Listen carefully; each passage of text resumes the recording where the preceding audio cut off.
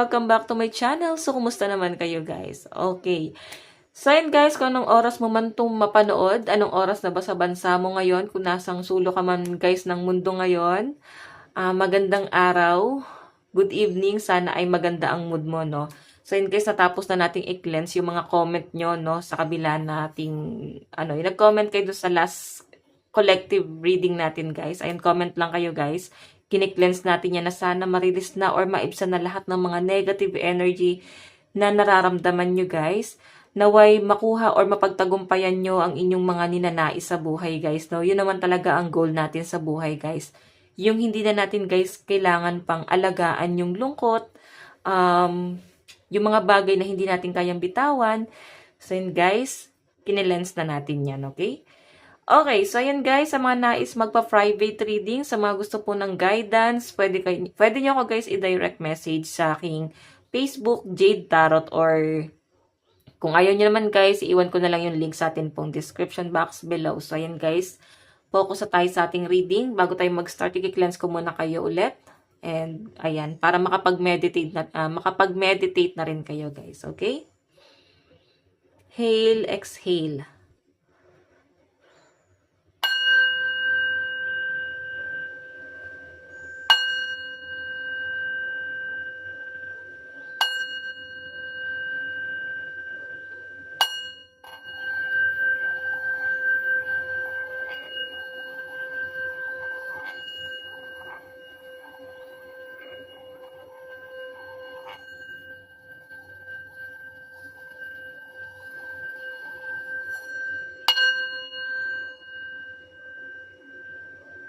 Okay.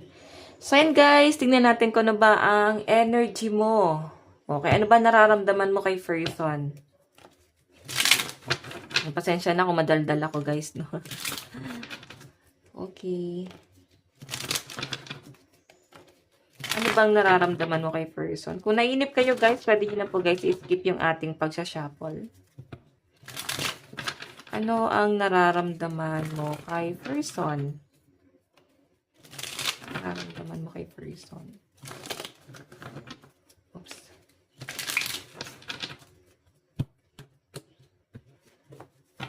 Nararamdaman mo kay person. Okay.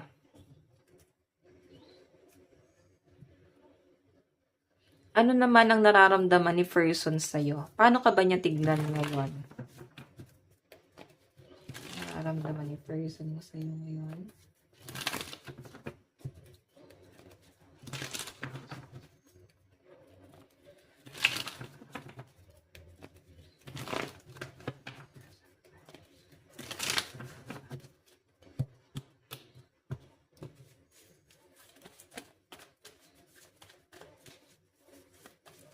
Okay.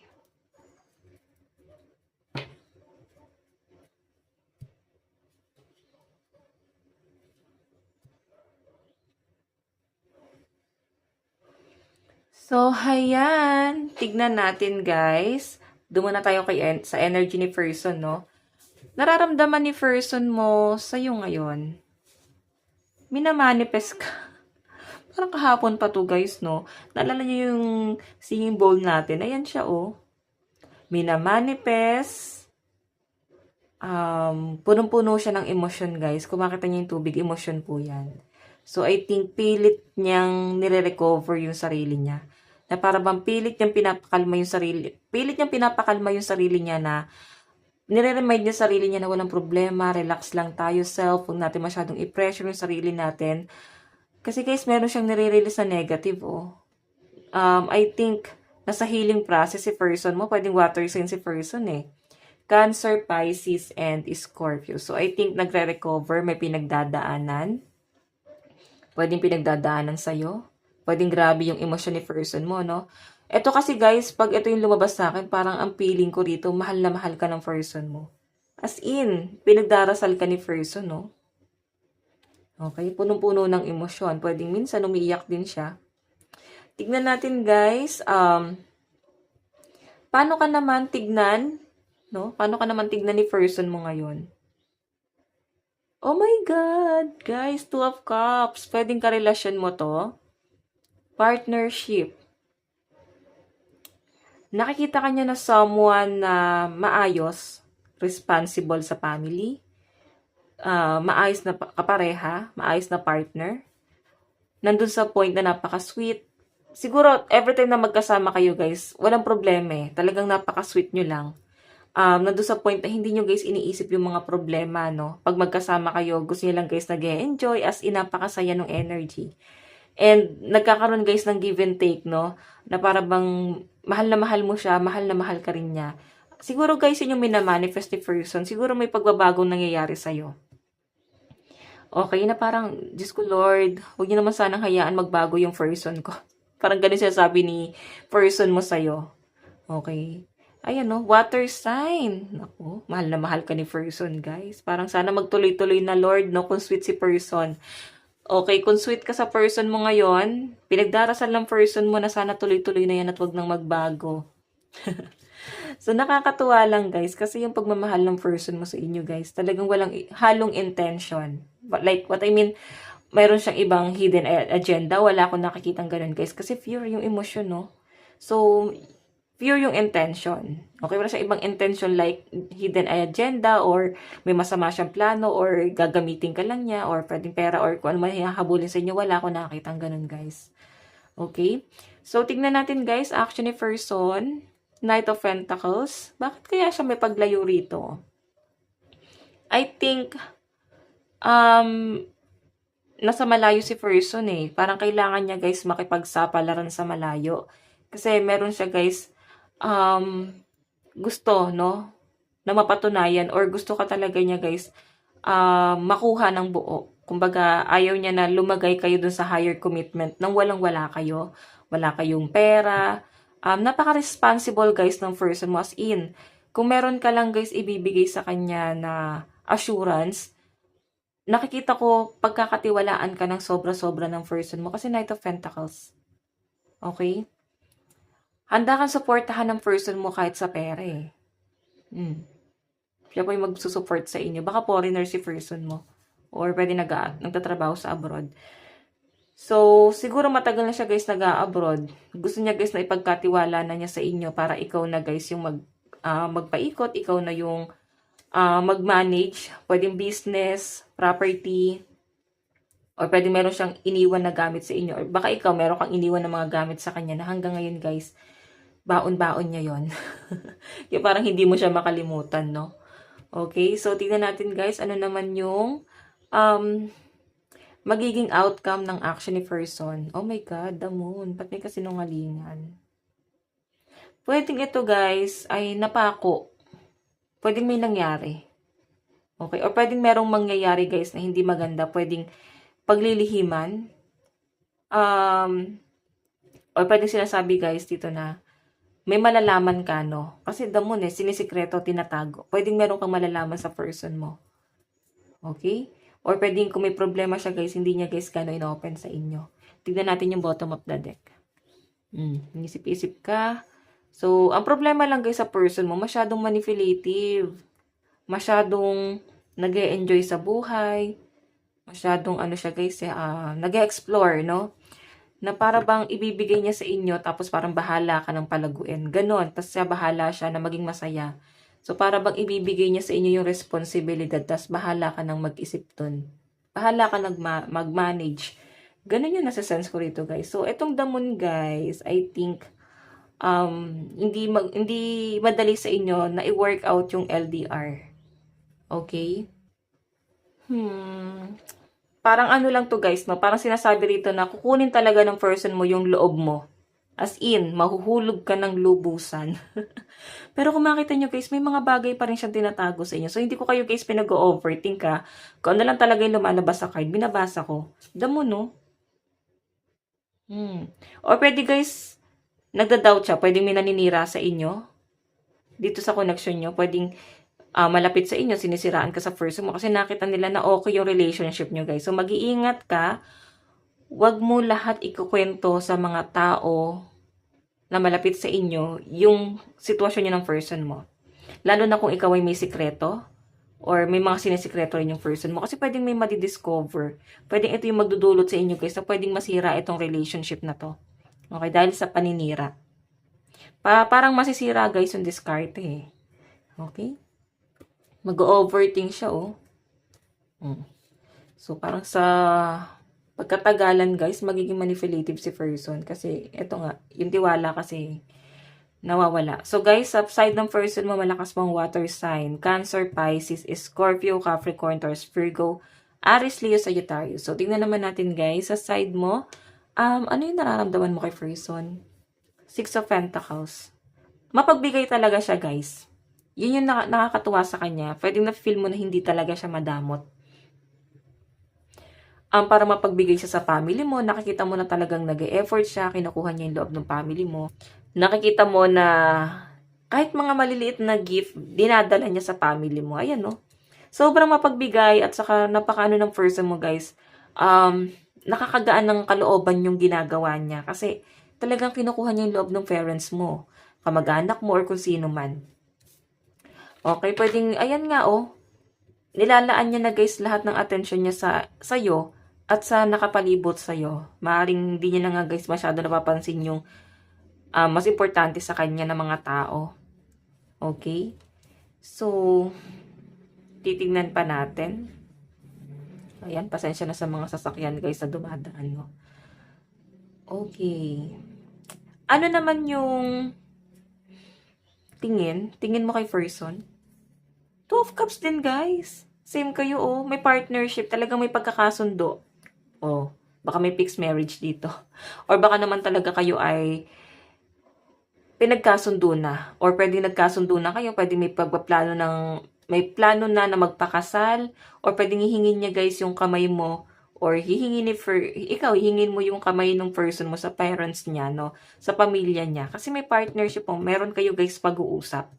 Okay, nakakatuwa guys yung energy kasi talagang nagkakaintindihan. So, ingatan nyo lang guys yung energy nyo dito sa mga negative na to. No? Itong damon na to. Lalo na mga negative people yan guys. So, umalis ka sa mga ganong klase ng mga tao. Pag alam mo mga inggit, okay lang kaibiganin pero huwag kayo guys gano'n open, no? Para maiwasan nyo guys yung pagkasira sa relationship ng person mo. So, ayan guys, partnership. As in, napakaganda nito guys. May settlement. Pwede ito guys ipapunta na guys sa higher commitment. Pwede magpapakasal na. May plano na para magbumuo ng pamilya. Iba sa inyo guys, pwedeng client mo to eh. Before, or pwedeng someone na kakilala mo lang, di mo naman guys gano'n napapansin. Tapos parang bigla kayo nag-click. Sobrang gaan guys ng energy actually, no? Nakatulong talaga tong ano natin na to. Kasi puro positive yung nakikita natin. Isa lang yung negative ito. Oo. Siguro guys, kung bakit ganito na nag-explore si person, siguro kasi guys, pwedeng magaan ka sa pakiramdam. Okay? Magaan ka kausap, magaan kang kasama. Okay? Parang walang problema every time nakasama ka niya. Wino-workout nyo talaga guys. Okay, so tingnan natin guys, ano naman yung action mo. Six of Swords. So, maaaring ikaw ay single mom, single dad, or may naunang pamilya, pwedeng hindi pa guys divorce, ganon. Pero sa pinapakita sa akin guys, kung may mga anak ka, yan yung person mo guys, talagang inaalagaan niya yung mga anak mo. Okay, walang issue sa kanya yan. Sobrang tanggap ng person mo yan. Six of Swords. Pwedeng ikaw ay nagkakaroon ka lang ng mga doubt, pag-aalinlangan. Sa pinapakita naman sa akin guys, walang issue sa person mo kung anong background mo eh. Tanggap niya ng buong puso guys. Oo, ikaw lang guys yung nag-aalinlangan dito. Yung action mo guys, ikaw yung umiiwas. Pwedeng natatakot ka na baka pagdating ng araw, hindi niya matanggap. Or kung ikaw naman ay single, wala ka namang sabit, or kung ano, pwedeng may obligasyon ka lang talaga sa pamilya mo. Siguro baka natatakot ka rito na baka hindi niya matanggap na hanggang ngayon, yung responsibility mo ay nandun pa rin, no? Hindi mo pa rin guys kinakalimutan yung responsibility mo sa family mo kahit na guys magpakasal kayo ng person mo or magsama pa kayo. Kasi siguro may pinag-aaral ka mga kapatid, may mga tinutulungan ka, mga parents mo is matatanda na, so ikaw na lang guys yung parang breadwinner. Okay? So, outcome ng action mo, ayan, iwasan mo guys yung pag negative. Siguro ito yung the moon. Diba? Pwede may mga tinatago ka sa person mo. Tapos sa ibang tao niya pa guys malalaman na ito palang pinagdadaanan mo. Siguro ayaw mo na rin siya ma-disappoint. Pwedeng ganon. Okay, tingnan natin guys, outcome ng action mo, Ace of Wands. So, may pag-travel ka rin pala. Okay, pwede mag-a-abroad ka rin, no? Lagi mong iniisip si person mo dito eh. Okay, siguro pinaplano mo to, hindi mo guys kano sinasabi sa person mo, lahat ng mga plano mo. Mas maganda rito guys na maging open, kasi partnership naman kayo eh. Maging open ka. Okay, or kung parehas kayo nasa abroad, pwedeng hindi mo sinasabi sa person mo kung ano talaga yung sitwasyon mo dyan sa malayo. Or ano talaga sitwasyon mo kung nasan lugar ka ngayon. Tinatago mo yan. Tignan natin guys, bottom of the deck, meron tayong, di ba, Four of Swords. So, bakit ka nahihirapan ng ganito? Siguro guys, masyadong malupit yung amo mo, or nanay mo, tatay mo, kung sino man to guys. The fool, parang feeling nila bata ka pa, hindi ka pa pwede, no, na sumama dito. Okay? Siguro pinoprotektahan ka rin. Pero wala naman daw guys masama sa kanila. Basta parang maayos ka lang hihingin, no? Hihingin sa kanila. Kasi siyempre, bilang isang anak guys, hindi madali na magpalaki ng anak guys. So, intindihin natin guys na nararamdaman ng mga parents natin. Okay? Ng pamilya natin, mga kamag-anak natin.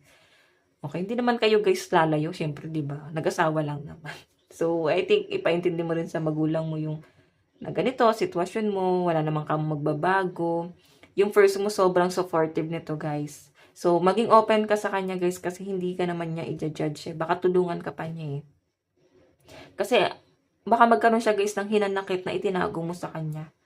Okay? Basta, guys, kung below the belt naman yung secret, huwag mo nang i-open pa yan. Tinuruan pa kita magsinungaling. Kasi, guys, totoo yung sinabi ng mga matatanda. Hindi lahat ng ginagawa natin, detail by detail, dapat sinasabi natin sa person. Kasi, nagiging toxic yan, guys, eh. For example,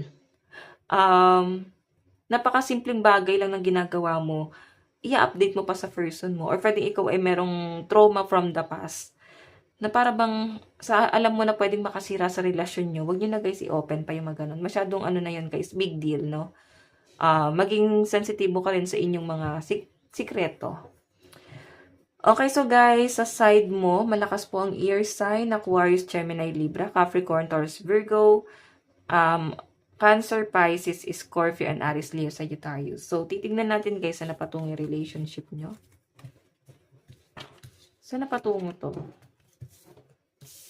Ayan guys, kung ikaw ay nakarelate, no? Ayan, commercial lang tayo guys. Kung ikaw ay nakarelate at sa tingin mo ay kailangan mo ng guidance, ayan, magka-private reading ka. Oo, para sa accurate, no, accurate reading. Okay, so tingnan natin.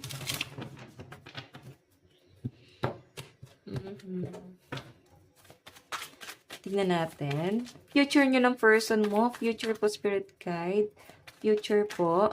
Okay, meron tayong homeless. Naku. So, oh my God. Binubungangaan ka siguro ng magulang mo. Paano pag nawala na kami? Diba? Ayan, siguro guys, ang sinasabi ng parents mo rito, planuhin, hindi madali ang pag-aasawa, hindi yan basta sinubo mo at pag nainitan, iluluwa. Oo. So, I think guys, nandito yung parents mo, nakasupport sa inyo. Iba sa inyo guys, pwedeng ulilan lubos na talaga. Pwede yung doubt mo dito is kung matatanggap ba ng person mo. Ayun, no? Na para bang ulilan lubos ka na. Wala nang masama doon, guys, 'di ba? Or pwedeng wala ka namang say sa buhay, pwedeng nafi-feel mo na mahirap ka lang naman, hindi ka naman ganoon kataas. Okay?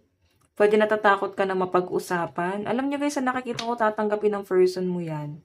Kung makita niyo guys ay no, endless, harm, inevitable. So till death do us part, no, sa pinapakita sa akin. Saan napatungo yung relationship nyo? Oops. Ayan guys. Naku. May magulo. Nagkalaglag yung card. Wait lang po. Okay. So ayan guys. Compromise. Maaring meron siya dapat ayusin muna. Kung gusto niya guys, masettle yung relationship niyo. Pwedeng may gulo talaga na mangyayari. Sobrang perfect yung relationship niyo guys. Wala na akong masabi. Yun nga lang guys. Sa sobrang perfect niya talagang may gulo. Pwedeng may manggugulo na past person sa side ni person mo. Pwedeng ex ni person mo. May manggugulo. Okay? So, tingnan natin. Agreement, reconciliation, consideration. Okay? Pwedeng may humahabol. Pwedeng sustento. Or pwedeng pag-aagawan. Oh my God. Baka may third party rito, guys, no? Tapos may nanggugulo pa rin. O, conflict. Future. Tignan natin. Saan napatungo to? Loss. Naku. Mukhang mag-end kayo ng person mo, ah. Okay. Once na hindi niya masettle yung problema. Mukhang mag-end to. Kung hindi niya, guys, aayusin yung problema, kasi nandito naman yung death and revert, eh. Kumbaga, napapagod na kayo, guys, ulit-ulitin din sa person mo na parang kailangan niyang baguhin. Kung hindi masisettle to. Walang mangyayari. Kumbaga, maghihiwalay. Okay? Withdraw. Diba? Meron siya dapat tigilan. Oo. Bisyo niya. Idea. So, I think, ititigil niya rin to, guys. Yun nga lang, guys, pwedeng matagal-tagal na. So, hindi naman, guys, nagkukulang yung person mo sa mga pinansyal. Yun nga lang, guys, merong papasok talaga sa buhay niya na pwedeng gumulo. Pwedeng siya yan, guys, kagaya ng sabi ko, meron talagang ililihim. Pwedeng ito ay third party. Okay, third party. Conflict, no? Magdudulot ng pag-aaway nyo. So, iba sa inyo, guys, pwedeng moving forward ka na, eh. Tignan mo, tignan mo yung dulo ng card mo, idea. So, I think, hindi naman ganun kabigat yung energy mo. Nung una lang siguro. Mensahe ni person. I left you before you could leave me. Diba? Siya yung unang nang iwan. So, lahat ng pinangako parang napako. Grabe. Tignan natin.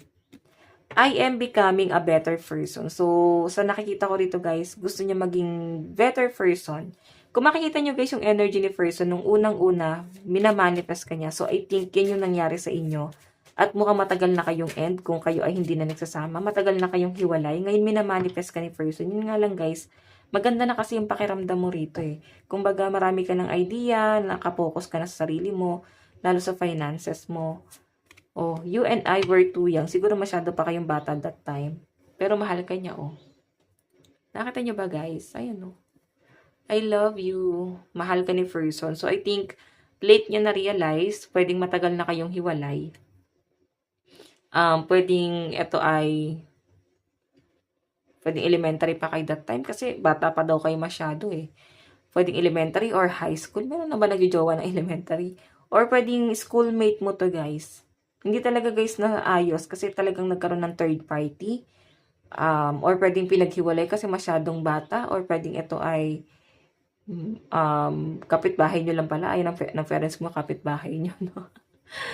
Okay, or pwedeng may mga conflict, guys. So, hindi pa pwede talaga that time. And nakikita ko, guys, minamanifest ka ng person mo. So, maaaring babalik siya. Okay, babalik siya. Yun nga lang, guys, sa pagbabalik niya rito, pwedeng may pamilya na siya. Or may pamilya ka na.